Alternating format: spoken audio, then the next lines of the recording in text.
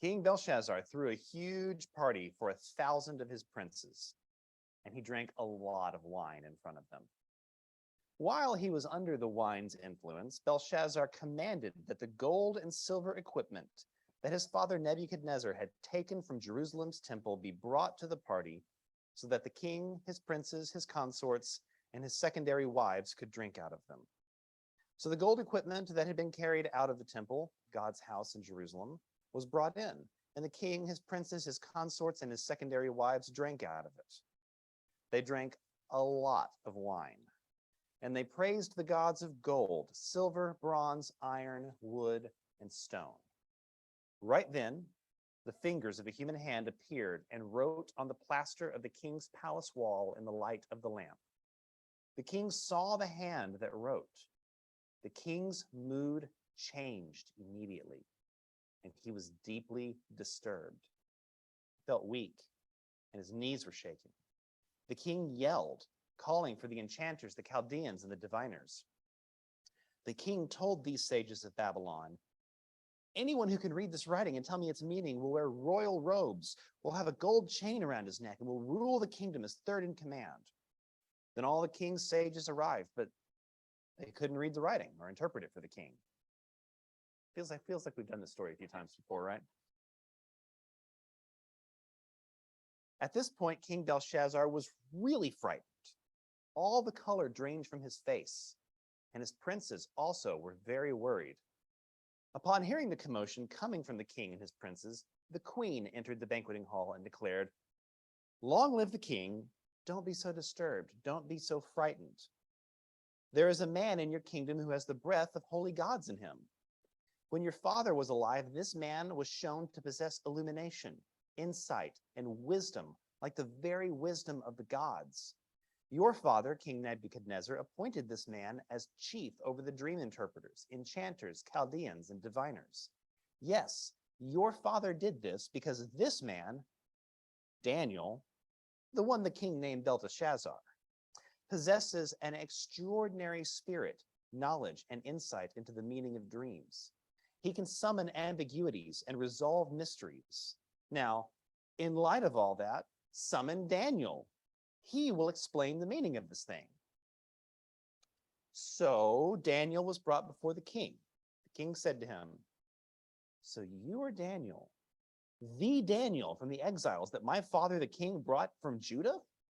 I have heard that the breath of the gods is in you, and that you possess illumination, insight, and extraordinary wisdom. Now, the sages and the dream interpreters were brought before me to read this writing and interpret it for me, but they couldn't explain its meaning. But I've heard that you can explain meanings and solve mysteries. So, if you can read this writing and interpret it for me, you will wear royal robes, have a gold chain around your neck, and will rule the kingdom as third in command." Daniel answered the king, "Keep your gifts. Give the rewards to someone else. But I will still read the writing to the king and interpret it for him. Listen, your majesty. The Most High God gave kingship, power, glory, and majesty to your father Nebuchadnezzar. Because of the power God gave Nebuchadnezzar, all peoples, nations, and languages were terrified of him. He did whatever he wanted, whenever he wanted, killing or sparing, exalting or humbling. But when he became arrogant, acting in stubborn pride, he was pulled off his royal throne, and the glory was taken from him. He was driven away from other humans, and his mind became like an animal's. He lived with wild donkeys. He ate grass like cattle, and dew from heaven washed his body until he realized that the Most High God dominates human kingship and sets it over anyone he wants. But you, who are his son, Belshazzar, you haven't submitted, even though you've known all this. Instead, you've set yourself up against the Lord of heaven. The equipment of God's house was brought to you, and you, your princes, your consorts, and your secondary wives drank wine out of it, all the while praising the gods of silver, gold, bronze, iron, wood, and stone, gods who can't see, hear, or know anything. But you didn't Glorify the true God who holds your very breath in his hand and who owns every road you take. That's why this hand was sent from God and why this message was written down. This is what was written down. Mene, mene, tekel, and parsin. The meaning of the word mene. God has numbered the days of your rule. It's over. Tekel means that you've been weighed on the scales and you don't measure up. Peres means your kingship is divided and given to the Medes and the Persians. Then Belshazzar commanded that Daniel be dressed in a purple robe, have a gold chain around his neck, and be officially appointed as third in command in the kingdom.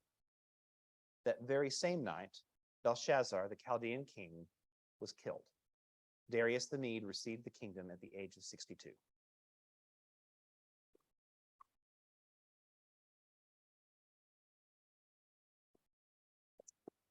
Now a different story.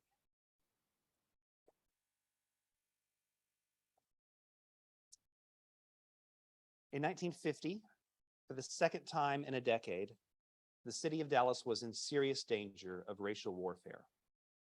The dynamitings of Black and middle-class homes had started again. None of the measures adopted after a wave of bombings 10 years earlier had lasting effect. The tendency of the city for organized and violent white aggression against Blacks seemed inelucidable. It was the chain that tied the city to a bloody past. Even more than the rest of East Texas and North Texas, Dallas had been plagued with outbreaks of violence and Ku Klux Klan activity off and on since Reconstruction. At times in the first part of the century, Dallas seemed to be the epicenter of Klan violence in the country, certainly in the Southwest.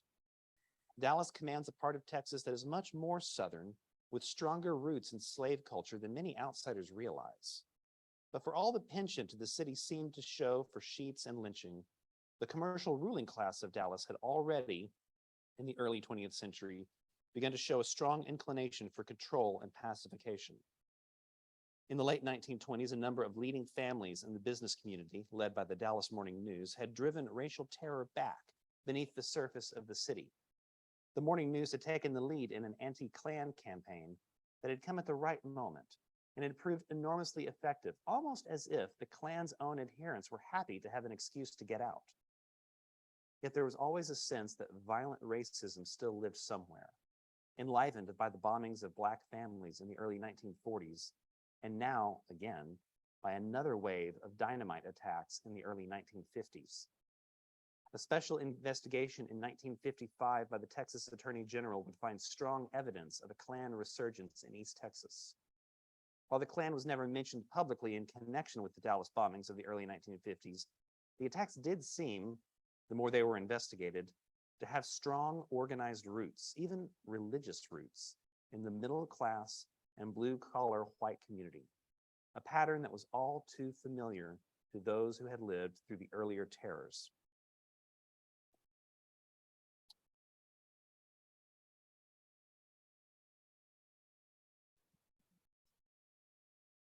South Dallas, now almost entirely Black, was then only a quarter century ago almost entirely white. The wealthy Jews who had lived along South Boulevard had departed, and the middle-class Jewish and Christian communities were already beginning to pack up and trek north, family by family. But the massive transportation of whites from South to North Dallas was still a few years off. In 1950 and 1951, South Dallas was still the best home many of its white residents had ever known. It was also the embattled border country between the racial tribes, the unsettled terrain where the white tribe and the Black tribe fought for territory, and where the rituals of racial tribalism devolved into violence. Even before World War II, before numbers of Blacks had the ability to buy and live in good houses, the southern half of the city had been the battlegrounds where Blacks had sought to expand their reach. A wave of dynamitings of Black homes had frightened the city's business leaders in the early 1940s and had inspired the creation of an evolving series of racial committees to promote dialogue between leaders in the Black and white communities. But the racial committees had not turned the trick. Now the bombings had returned with an awful fury, and it was clear that only strong new measures could stop them.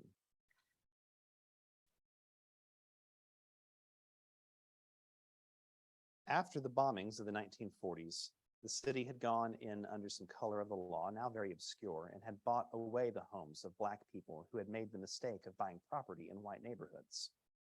The homes were then rented by the city or sold to white owners, this time encumbered with deed restrictions thick with all sorts of South African formulas for racial composition and distribution, requiring the new owners not to sell to Blacks for 50 years, or until the block on which their home stood had become at least 50% Black owned. In 1944, the city announced proudly that it had turned a tidy profit on several of the properties it had taken from Blacks and resold to whites. By the late 1940s, the Black slums of Dallas were so hideous that they were arousing the consciences of white leaders like Mayor Wallace Savage and a courageous young retailing executive named Joseph Roos, among others. The white business oligarchy was beginning to admit to itself by then that the Black slums of West Dallas, Mill Creek, and elsewhere in scattered sites on the periphery of the city, all throwbacks to Reconstruction, unsoftened by the 20th century, were no longer conscionable and, not incidentally, were no longer good for business. The slums in the area along the Trinity River called West Dallas contained less than 20% of Dallas County's population outside of Dallas proper, but accounted for 50% of the typhus, 60% of the tuberculosis, and 30% of the polio in the unincorporated portion of the county. Infant death rates were unmeasured, but were generally believed to be staggering. No water or sewer lines ran to the slums. Water was sold from barrels, and people urinated and defecated into holes in the ground. Depressions where gravel had been scoured away for use in construction were filled with water and stood stagnant and swarming with mosquitoes and flies. Families huddled in shacks and sheds made of packing crates and junk.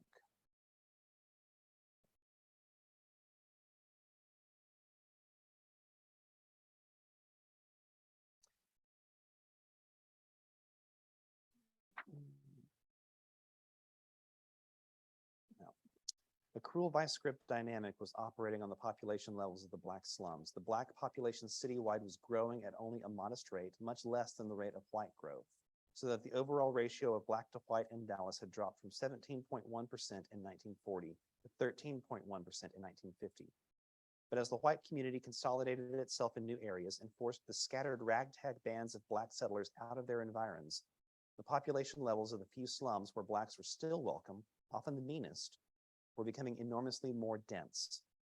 Eagle Ford in West Dallas, where property was advertised in the newspaper under the heading colored lots, grew by 1,500% during much of the decade of the 1940s. Much of the slum property in Dallas was owned by white absentees. Joseph Roos, a director of the Dallas Council of Social Agencies, pasted back the ears of the members of the Dallas Junior Chamber of Commerce in 1951 when he told their assemblage at the Adolphus Hotel that 100,000 human beings in Dallas were living in 36,560 shacks, of which 61.4% were rented from landlords, often at extortionate rents. In Dallas, Roos told the Junior Chamber, landlords are free to charge extortionate rents because of the critical shortage of Negro housing. The Negro must pay or sleep in the streets. Roos said of foreclosures on lots sold to Blacks were common, and that some properties were sold over and over again. Establishing a pattern that would reach back and bite the city years later in the battle over homes around the state fairgrounds, the city had begun during the 1940s to whipsaw Black homeowners out of a neighborhood of single-family houses near Love Field, the city's main airport. The city first announced that the land on which the Black home stood was to be taken under right of eminent domain to be used for airport expansion. And then the city did not take it. The Black homeowners were caught in a vice. They couldn't sell to anyone else at a good price because it was known that the property was scheduled for condemnation.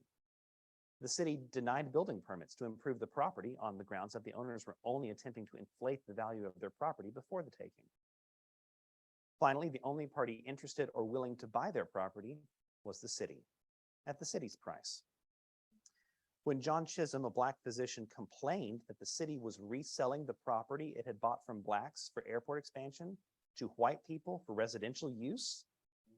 City manager Charles C. Ford answered that the former Black owners were perfectly welcome to come in and bid for their lots back, if that was what they wanted.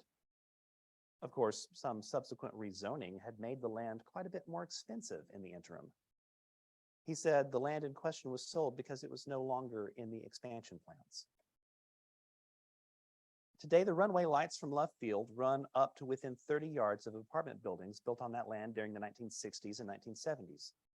Many of the people who live in the apartments are Black, but they're Black renters, not owners. That's the difference. The first explosion came in early February 1950 at night. Oh, wait a minute, no. I wanted to go, yeah, sorry. It is no wonder that some Black families who had acquired enough money to buy new houses hesitated to buy in Black neighborhoods. If the neighborhood was not already a vicious slum, it was either destined to become one or more likely was slated for some kind of legal hocus pocus by which the white people would render Black-held property deeds into dust. But much more to the point, there simply were no new homes available for most Black buyers in Black neighborhoods. They had to keep renting or go out into a white world that was very frightening indeed. The first explosion came in early February 1950 at night at the home of Horace Bonner, who had bought a house just a few blocks outside a Black neighborhood near Exline Park. Bonner, 57, who worked for a printing company, was asleep inside. Also in the house were his wife and mother-in-law. A car slipped up to the front of the house, an arm reached through a rolled-down window, and an expertly made bomb of dynamite in gelatin form, of the type then commonly used in the oil fields, 8 inches long, wrapped in tape to give its shell just the right thickness, wrapped in newspaper and then wrapped again tightly in a craft paper bag, looped up lazily from the street, spinning slowly through the air and flopping down next to the house where it lay, its serpentine 16-inch fuse flickering red in the night.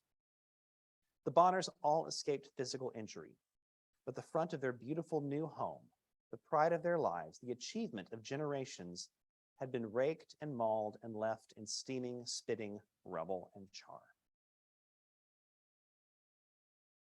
So that sets the tone of what was going on. This wake of bombings began happening again in the 1950s against Black homes. And as you kind of heard in some of the others, the city's business elite realized this is not good for the image of the city. It's not good for business. It's not good. They would want to do something about it. So they convene a grand jury, something that is called a blue ribbon grand jury, which is not a legal thing. Usually the grand jury, they're supposed to be like a panel appointed by the district attorney, and then they send out summons and they pull back people together. If you look at the names of the people on this list, this was the who's who of the Dallas Citizens Council of the 1950s, and some Black people too. And the purpose of this was to send a message like, we're gonna fix this. We're gonna solve this. And so they begin to investigate, and they call witnesses, and the Texas Rangers are involved, and they're bringing people forward and actually find some of the guys that had been thrown the bombs. But after talking to them, it was really clear, like, these guys are not behind all of this. Like, they may have, maybe they were hired, but like they were not. These aren't the ringleaders. So they keep pressing and they keep going further and further. And then finally, the grand jury, this investigation is concluded, and this is what comes out. No sooner that was the grand jury's statement made public than it was clear, given the circumstances, the answer was really the most fantastic one anyone could have possibly imagined. There would be no answer. The grand jury would admit that the conspiracy ran deep in the bowels of the city, and then it would ask to be disbanded. After a year of hoopla, all this terror and writhing, and after everyone in town knew that the investigation had reached into the very gut of the community, the special grand jury was not going to tell Dallas what it had learned. Dallas took that news, that this enormous public mystery had been solved, but that the public would not be made privy to the answers, with the same strange equanimity that it had displayed in the face of the bombings themselves, as if everyone knew all the answers anyway. as if silence and abandonment of legal process were what history had shown to be the wiser course, as if the community were relieved to know that this ill-advised experiment in justice had been called off in time. Sounding distinctly like an attempt to mollify contending factions within the grand jury, the report began by declaring that its work was done, but went on to concede that its work was far from complete. Quote, in asking to be discharged, this grand jury does not intend to imply that all who were a part in these bombings and burnings have been indicted. The plot reached into unbelievable places. The acts of certain persons are well known to this grand jury and to law enforcement officers. They were involved as accomplices by confessions of those who actually did the bombings and burning. The report pointed as directly as it could without slandering the people it had just declined to charge. It had said that several of the uncharged conspirators were well known and highly regarded in their communities, which meant the white neighborhoods of South Dallas, as distinct from the more affluent white neighborhoods to the north. There was evidence, the report said, that lay and religious and community groups, through misguided leadership, entered in action, perhaps unwittingly, that resulted in violence and destruction. The grand jury called the bombings unchristian acts. So the district attorney continues to pursue this for a little bit, and they actually do end up indicting and charging somebody that was involved, interestingly, a Hispanic man. And he's brought to trial, and he has an alibi, but it's shaky and the evidence doesn't line up, and you could probably make a pretty good evidence-based case that he would do it, but they don't really have like the best eyewitnesses. But really what sealed the deal for his acquittal was how everyone just came to defend his rightness of mind and his high moral standing. He's just such a good guy, it's not possible. He was acquitted, and that was the end of it.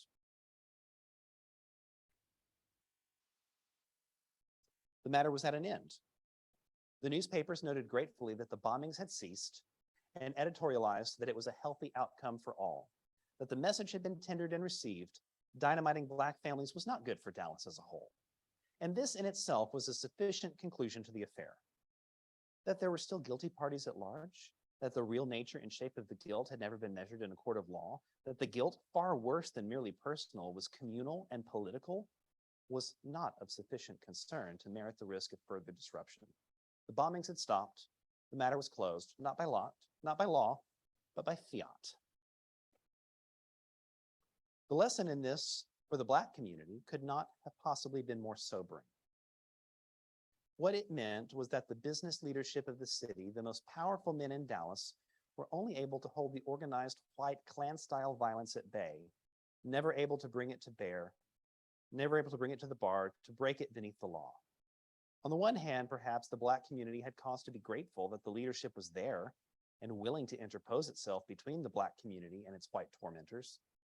On the other, the Black community could not help noticing that the business leadership's willingness to become involved had been triggered not by early threats to Blacks, but only at the end by the threat of chaos in the community at large.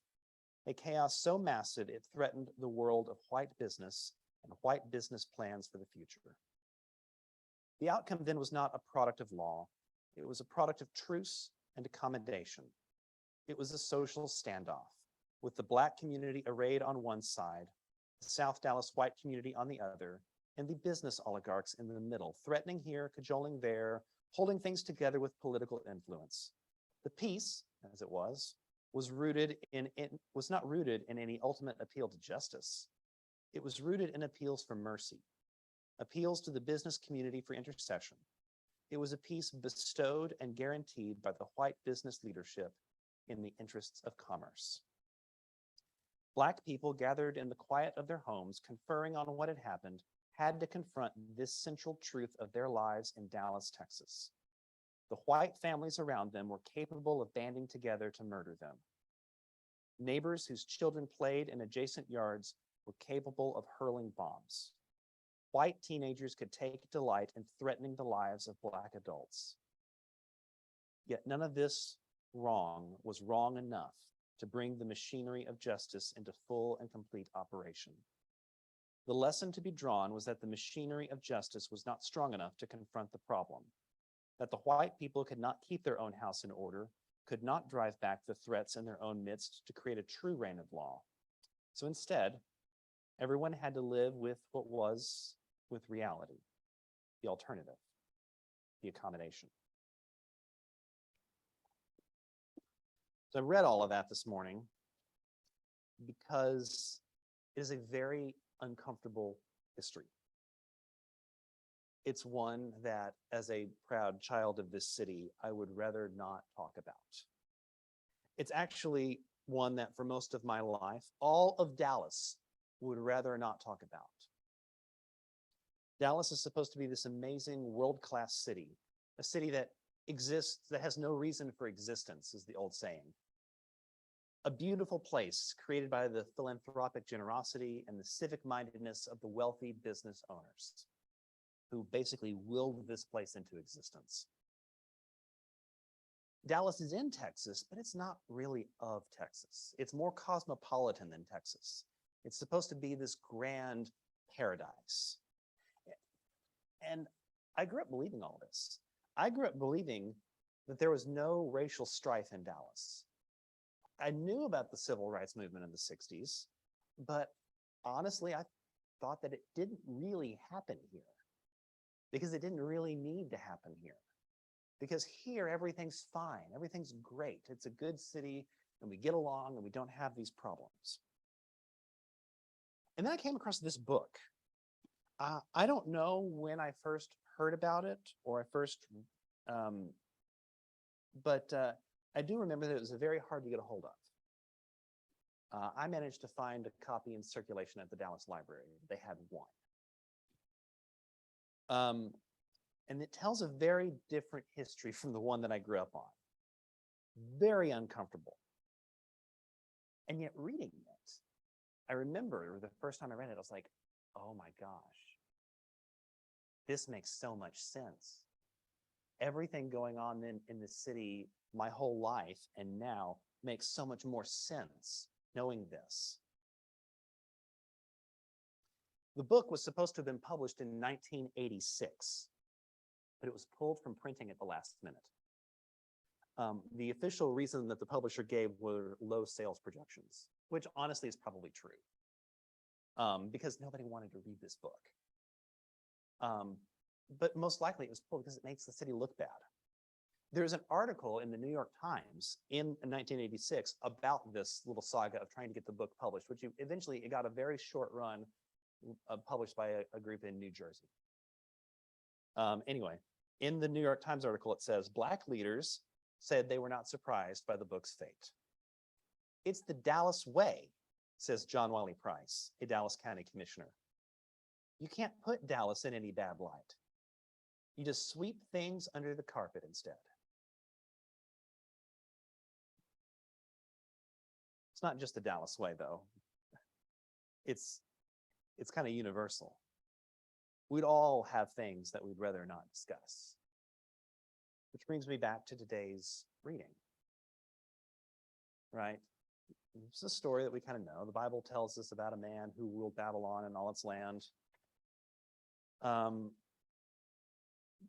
in reading this, several things jumped out at me that I hadn't noticed before. First of all, because we're going in order through these books, I remember chapter 4 of Daniel as I come to chapter 5. And chapter 4 is that wacky story of Nebuchadnezzar, and where he goes and lives with the beasts and is humbled and then comes back and proclaims God.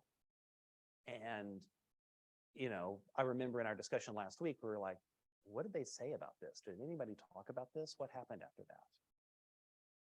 And so coming in to read this, I'm like, oh, here's another story about a king that's been humbled. And there's Daniel there too. The cycle, right?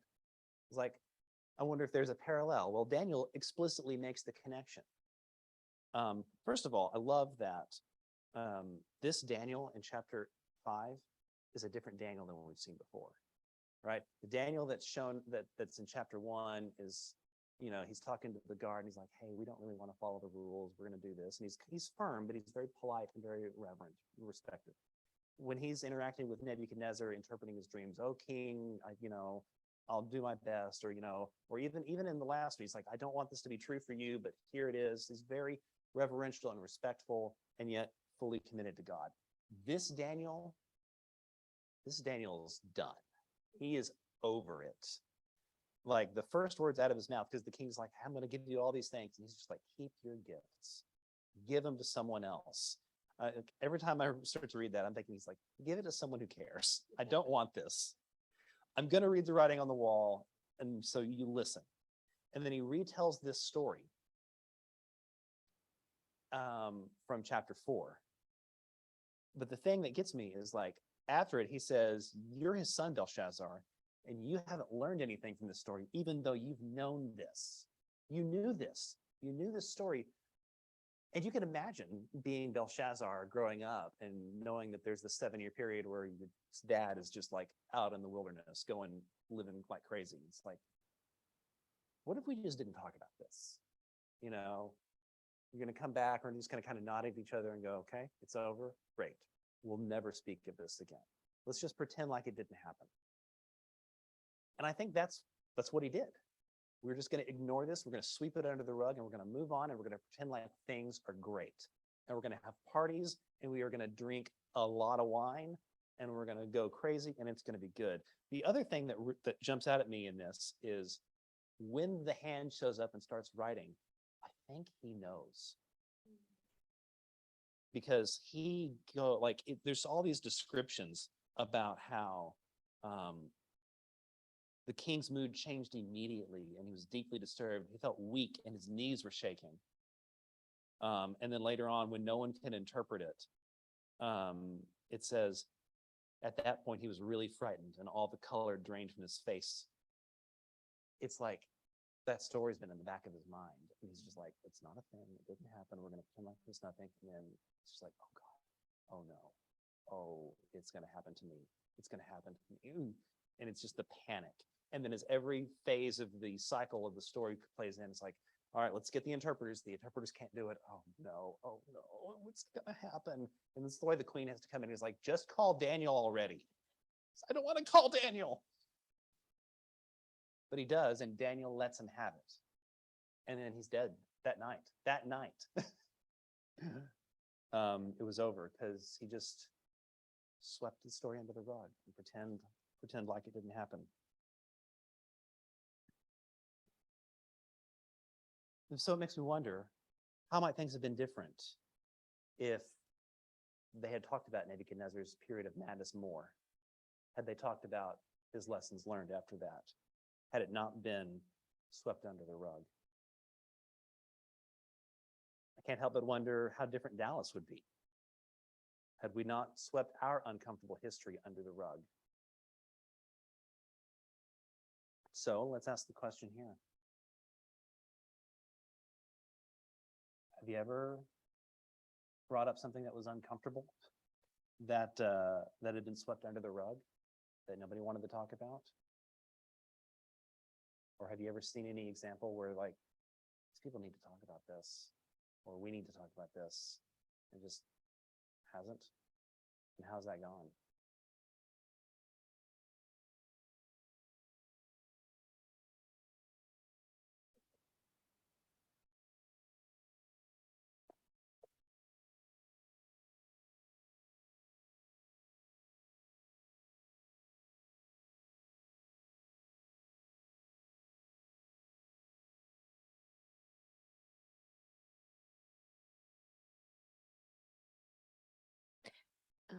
I would say I generally probably fall on the sweeping under the rug aspect of things. Nines of the world unite. Yes, exactly. Yeah, yeah. As an Enneagram 9, I'm like, it's fine. It's fine. We'll have to talk about that again. So yeah, that's a pretty common MO for me of like, yeah, I don't want to bring that up because it's uncomfortable, so we don't need to talk about it. And I can act like it wasn't a problem. So yeah, I definitely commiserate with that feeling.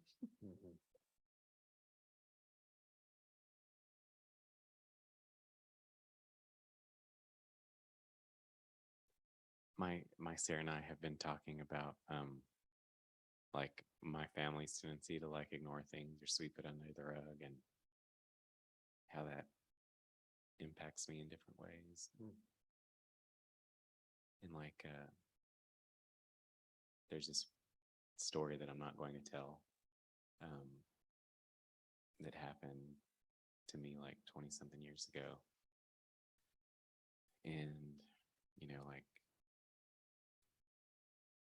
it kind of got swept under the rug for a long time. And only in recent, I'm in that weird cone space. Oh, you're in yeah.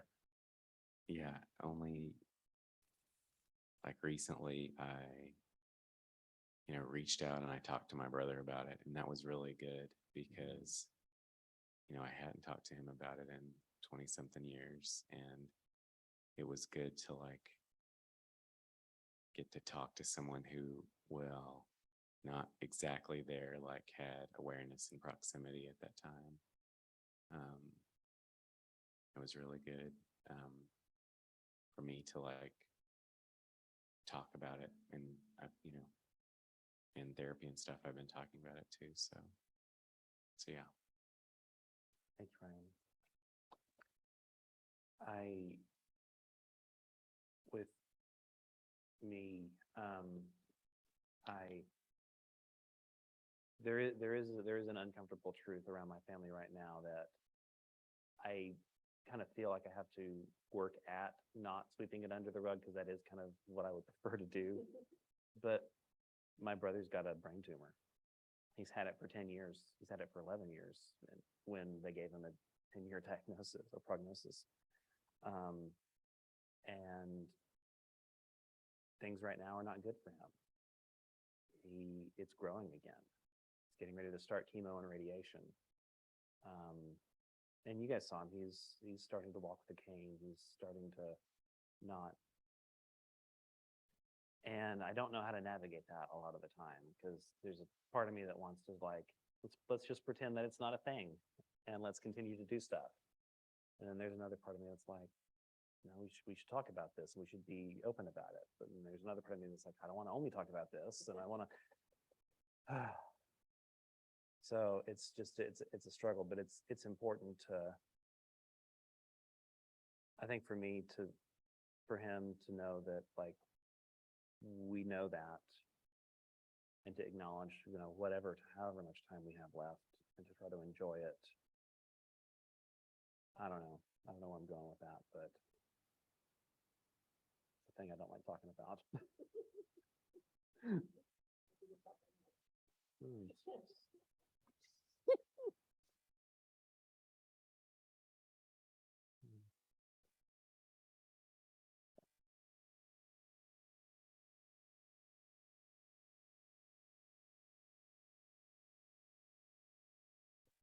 I'm heartened for the city of Dallas. This book that was barely published in the 80s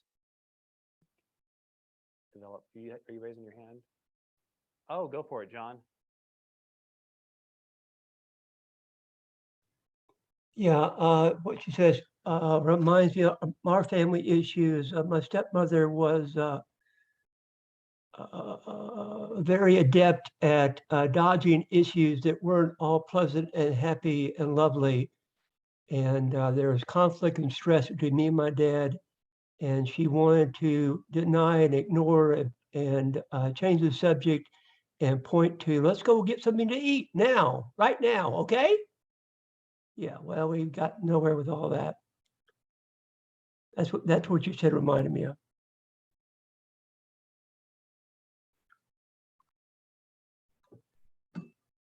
Right? That like all of the feeling that you have is like, let's just not deal with this at all and pretend like it's not a thing. And yet it makes it worse consistently.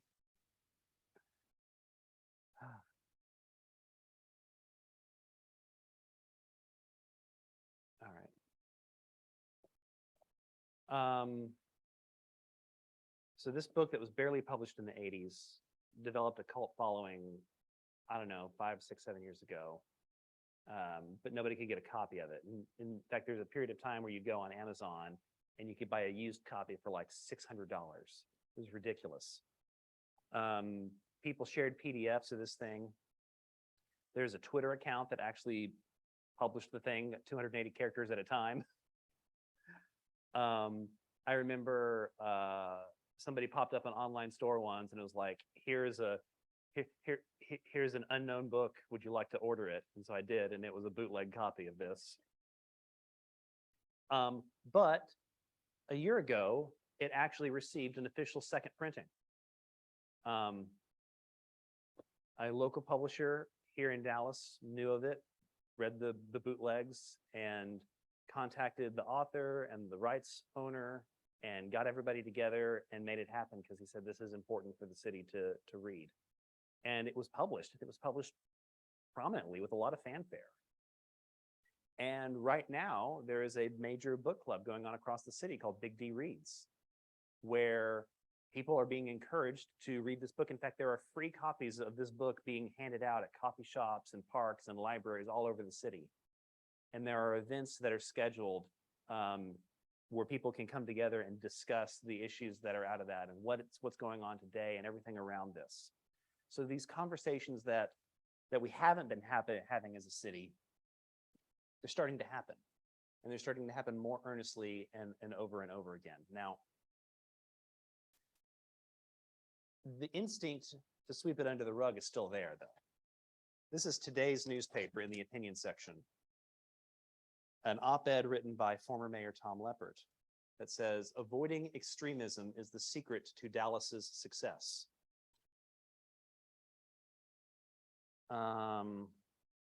Let's see.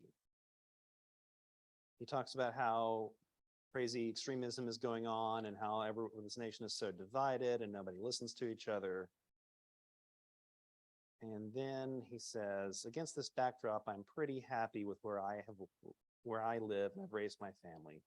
While being far from perfect or totally inoculated from the extremes we see in other parts of the country, we seem to be more the exception than the rule today.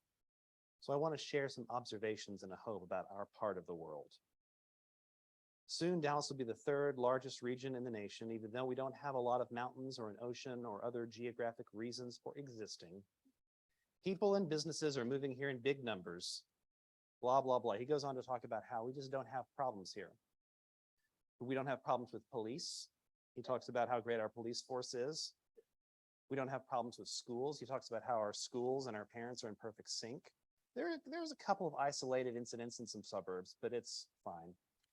Talks about the great public-private cooperation that we have with our large companies and the people that live here.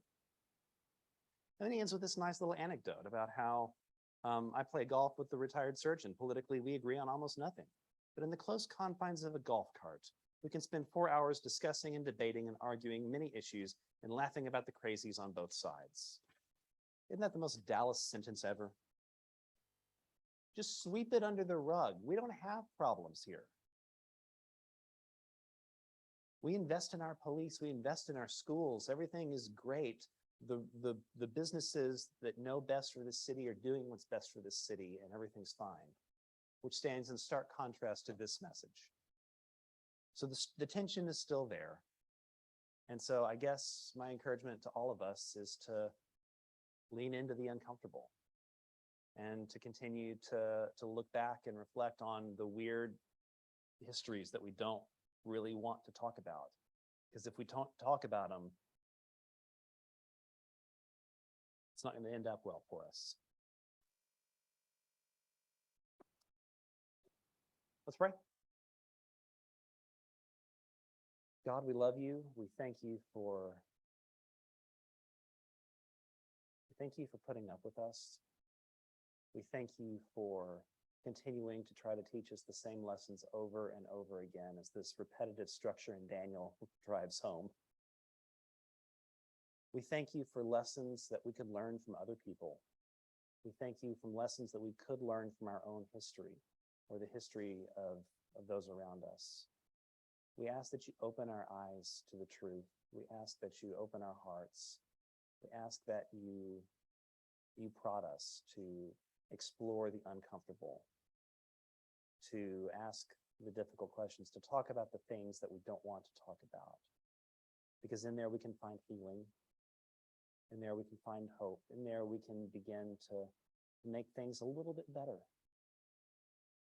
And do some of what we're here to do, I guess. In Jesus' name, amen.